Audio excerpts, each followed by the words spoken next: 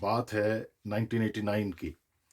कहानी है 18 साल के एक बच्चे की। नाम था संजीव। उसने पॉलिटेक्निक डिप्लोमा करने के लिए टेस्ट दिया और उसमें उसका अच्छा रैंक आया।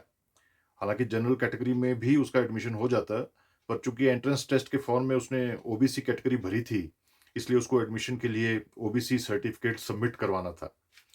पर वो निश्चिंत था क्योंकि उसके पास वो सर्टिफिकेट पहले से था। पर जब वो काउंसलिंग से कुछ दिन पहले एडमिशन के डॉक्यूमेंट्स जमा करवाने गया, तो उसको कहा गया कि आपका सर्टिफिकेट है तो ठीक, पर ये नहीं चलेगा। हमें हमारे फॉर्मेट पर तहसीलदार का सर्टिफिकेट चाहिए। ये सुनकर संजीव हैरान हो गया। बोला, इसकी क्या ज़रूरत है सर? जो सर्टिफिकेट मैंने दिया है वो भी तो तहसीलदार ऑफिस का ही है, लैंग्वेज भी लगभग वही है, साइन स्टैम्प भी तहसीलदार के ही हैं। उस पर पॉलिटेक्निक ऑफिशियल्स बोले, नहीं नहीं, हमें हमारे फॉर्मेट में ही सर्टिफिकेट चाहिए।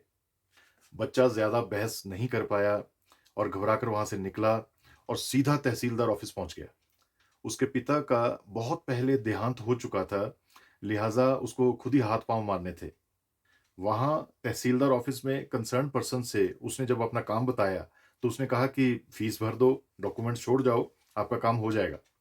अगले दिन जब संजीव तहसीलदार ऑफिस लौटा, तो उसको कहा गया कि तहसीलदार ने उस फॉर्मेट में सर्टिफिकेट देने से मना कर दिया है।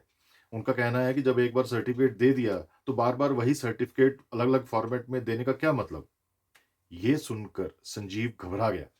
बोला, पर पॉलिटेक्निक वाले तो इसी फॉर्मेट में सर्टिफिकेट माँग रहे हैं। इस पर डीलिंग हैंड बोला कि मैं कुछ नहीं कर सकता, चाहो तो खुद जाकर तहसीलदार साहब से मिलकर बात कर लो, मुझे तो वो मना कर रहे हैं। संजीव ने अपने कागज़ वापस लिए और खुद तहसीलदार के ऑफिस में चला गया। वहां जाकर उसने अदब से एक हाथ से आगे बढ़कर उस ऊंचे टेबल पर अपने कागज रख दिए और अपनी सारी परेशानी दोहरा दी। इस पर तहसीलदार ने साफ मना कर दिया, ये कहकर कि दोबारा मैं सर्टिफिकेट नहीं दूंगा। संजीव गिड़गिड़ाया कि सर, कॉलेज वाले नहीं मान रहे, मैं अब क्या करूं, मेरे पास क्या तरीका है? तहसीलदार बोले कि ये हमारी जिम्मेदारी नहीं है अगर कॉलेज वाले सर्टिफिकेट को नहीं मान रहे, ये आप जानिए। ये बोलकर उन्होंने वो कागज उठाकर नीचे फेंक दिए। तहसीलदार की मेज 2 ढाई फुट ऊंचे चबूतरे पर थी, जैसे एक जज बैठता है। नीचे खड़े संजीव की गर्दन बामुश्किल उस टेबल के लेवल पर आ रही थी। संजीव ने फिर हाथ जोड़े और बोला कि प्लीज समझिए सर, मेरिट में आने के बाद भी मेरा एडमिशन नहीं हो पाएगा। कहते कहते संजीव की आंखों में आंसू आ गए। उसको अपमानित महसूस हो रहा था जिस तरह से उसके कागज फेंके गए थे। तहसीलदार ने बिना संजीव की तरफ देखे हाथ हिलाकर बोला कि आप जाइए यहां से, मैं साइन नहीं करूंगा। संजीव को अचानक गुस्सा आ गया और गुस्से में एक झटके से वो ऊपर चढ़ा उस चबूतरे पर जिस पर तहसीलदार के मेज कुर्सी थे। तहसीलदार ये हिमाकत देकर एकदम चौंक गए। संजीव गुस्से में बोला, सर, मैं ये सोचता था कि जब कोई आदमी बड़ी कुर्सी तक पहुंचता है तो वो लोगों की मदद करता होगा, पर आपने ये मेरा भ्रम तोड़ दिया। बोला, मैं अब नहीं करवाऊंगा एडमिशन, कुछ और कर लूंगा, पर आप जैसे आदमी से अब मैं रिक्वेस्ट नहीं करूंगा। पता नहीं क्या हुआ, तहसीलदार मुस्कुराए और बोले, लाइए कागज। संजीव ने दोनों डॉक्यूमेंट उनको वापस कर दिए। हैरानगी में तहसीलदार ने साइन कर दिए और बाहर आवाज लगाई। असिस्टेंट अंदर आया तो उसे तहसीलदार बोले, ये वीर बालक है, इसकी मोहर लगा दो। संजीव हक्का बक्का रह गया। कुछ मिनट बाद जब सर्टिफिकेट फॉर्मेट पर मोहर लग गई, तो संजीव तहसीलदार के पास फिर गया, उनके पांव छुए और बोला, सर, मैं माफ़ी मांगता हूं जिस ढंग से मैंने आपसे व्यवहार किया।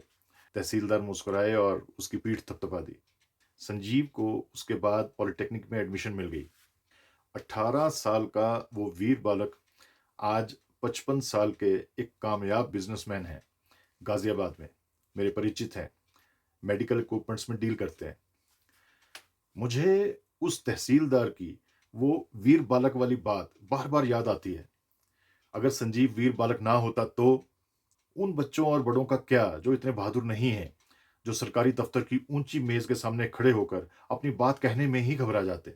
क्या अपना जायज काम करवाने के लिए नागरिक को पहले बहादुरी का इम्तिहान देना जरूरी होना चाहिए? पद का चबूतरा जमीन से या दिमाग में जितना भी ऊंचा क्यों ना हो, वो जमीन से जुड़ा होना चाहिए। सरकारी व्यवस्था ऐसी होनी चाहिए कि एक कमजोर, डरा हुआ और कम पढ़ा लिखा आदमी भी अपने जायज़ काम के लिए दफ़्तर जाए तो उसे सिर्फ़ अपना काम बताना पड़े, गिड़गिड़ाना ना पड़े, बहादुरी ना दिखानी पड़े। जिस देश में ऐसा हो जाए, उसको ऊपर उठने से कोई नहीं रोक सकता और जो अधिकारी ऐसा ऑलरेडी कर रहे हैं, उनको मेरा सैल्यूट है। Thank you so much for your time. God bless you.